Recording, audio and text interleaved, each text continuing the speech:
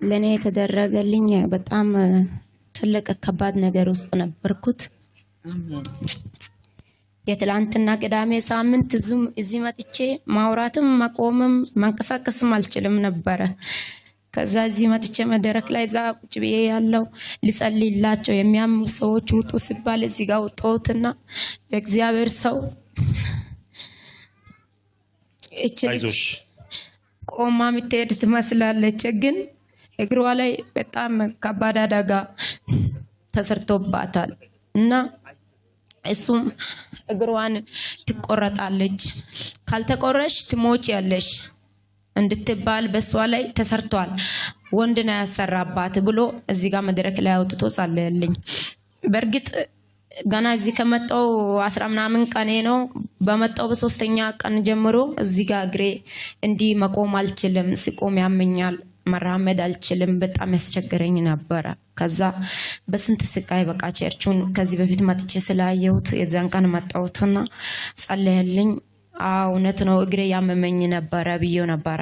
ከዛ የበለጠ ደግሞ እዚህ እንደ ልብ ድካም አድርጎ ጉሮሮዬን ይዞ በጣም ያስቸገረኝ ነበር። ለ8 ወር በጣም ታምሜ ያለው ብዙ ሕክምና ወስጄ ያለው እንብሎኝ ከዚህ ዘይት ይዤ ጸልዮልኝ እርኩት ልቤን የሚያደክመኝ ነገር ትቶኝ ከርኩ በኋላ ድጋሚ አሁንም እዛ ሀገር ስደርስ ደግሞ አሳደሱብኝ። አሁንም አመመኝ።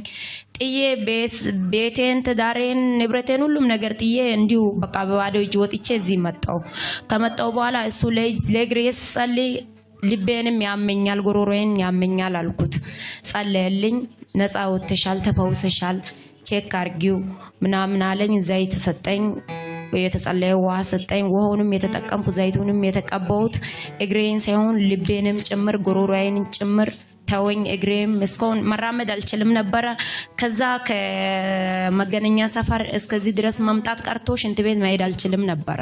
ትላንትና መጣው፣ ዛሬም መጣው እግሬን ቼክ ለማድረግ አርጌ ከዛ በኋላ መሰከራለሁ ብዬ በእግሬ ነው የመጣው። ትላንትናም ዛሬም ምንም ህመም የለም። ዘይቱን ብዙ ክብር አምጡ ለጌታ ለኢየሱስ።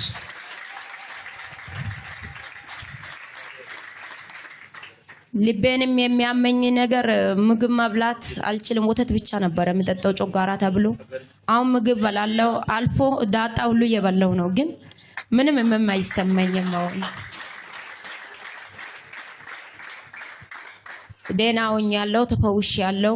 እሱን ለመመስከር ነው መጣው። እጅግ በጣም ብዙ ክብር ለኢየሱስ ይገባዋል። በእውነት እግዚአብሔር ይባርከው። እዚህ በበለጠ አልፈይድ